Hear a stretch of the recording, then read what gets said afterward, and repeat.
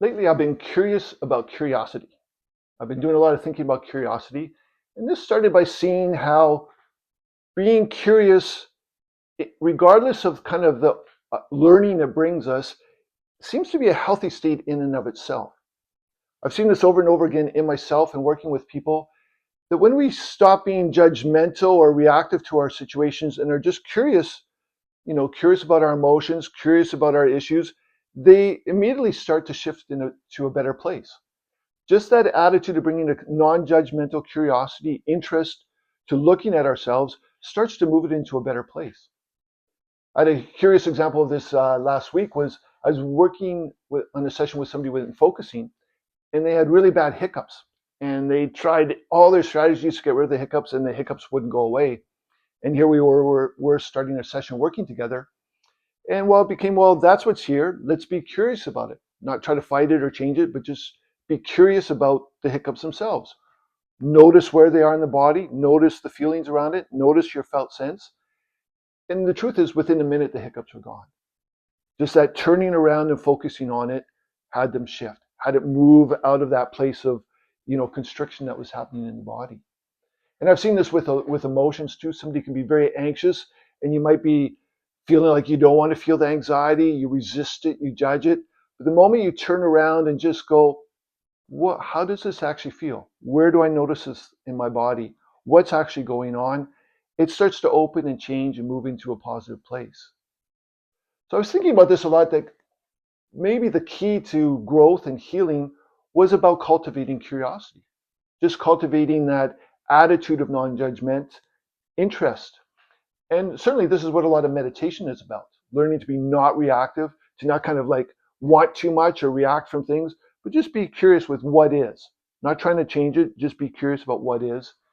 And as I said, I've seen this over and over again in myself and working with people, that itself is healing. It moves us to a good place. But as I was thinking about this, I realized like, oh, but there's something a little bit more curious about curiosity. Why are we curious about the things we're curious about? Why are we open to learning some things and not others? Why is a kid interested in dinosaurs, but another kid's interested in basketball? And I realized that we do want to cultivate our curiosity, and we can, and I've noticed this in my own life. But there's another aspect where I think it's important to honor our curiosity. Curiosity shows us our edge of learning. It's the openness and willingness to learn.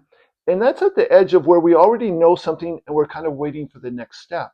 So curiosity lets us know where we're at.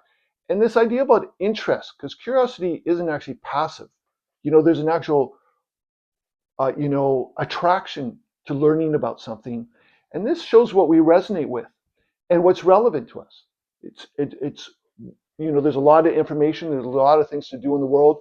Curiosity is kind of like our lodestone. It lets us know which direction is healthy for us to go.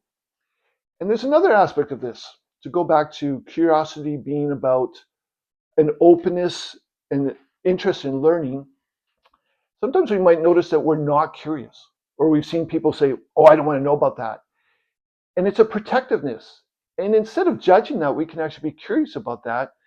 In doing so, I realized like that actually shows our capacity. That curiosity shows what we're capable of taking in now.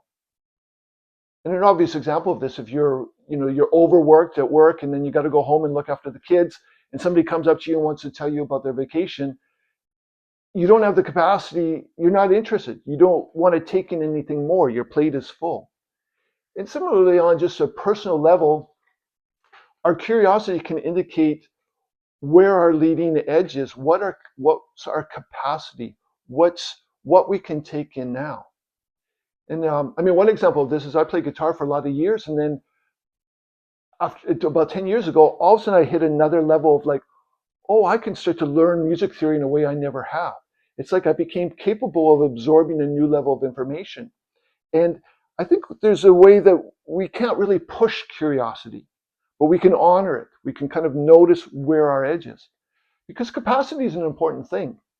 Certainly it is in trauma work. We work to build somebody's capacity to be with their experience, to not be overwhelmed by it. And this is true for all of us. The capacity is very important. what can we take in that still allows us to have an integrated system? Because sometimes if we take in too much, it knocks us off balance. Or an obvious example is working out or weightlifting or physical training. You take on too much, you'll damage yourself. You'll injure yourself. And this can happen too at an emotional and psychological level, at an information level. We get overwhelmed. We take in too much information, and it's makes us incapable of moving forward.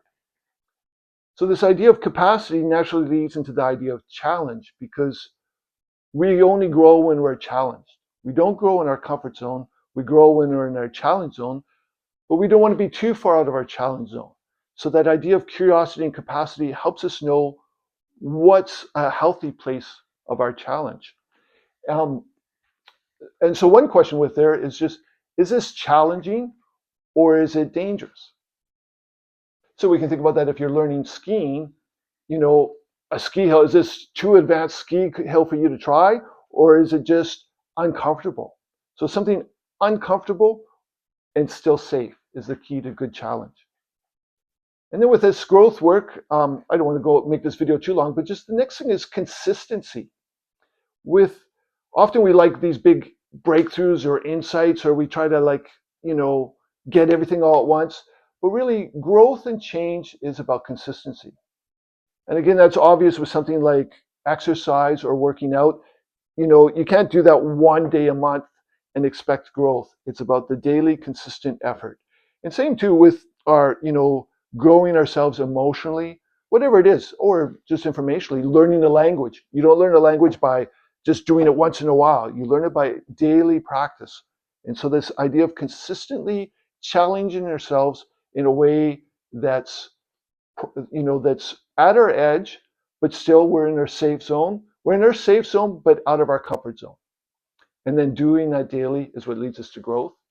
And the last thing, and this is important, and people often forget about this, is resting. We don't want to be always challenging ourselves. We don't always want to be out of our comfort zone. We want to digest. We want to take this in.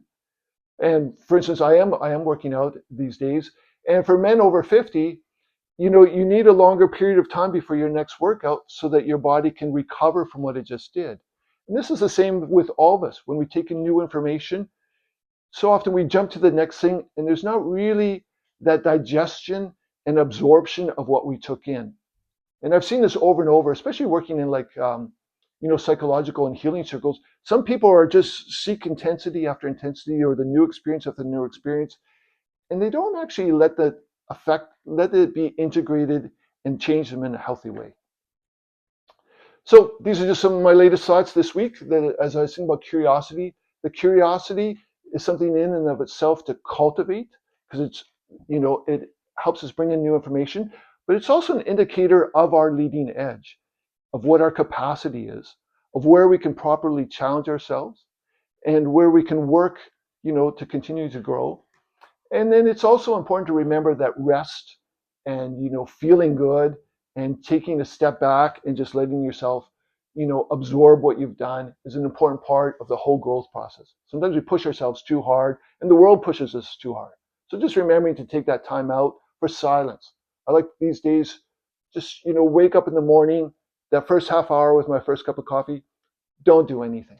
Just sit there and just see what surfaces, see what I'm thinking about, see what it's alive for me to reflect on and absorb. Well, I hope you found this video interesting and maybe useful. Again, my name is Mark Adam. I'm an embodiment coach. I do focusing work and parts work, so you can check out my website below if you're interested. And once again, if you like this video, please hit like or subscribe. It helps this channel grow. All right, thank you.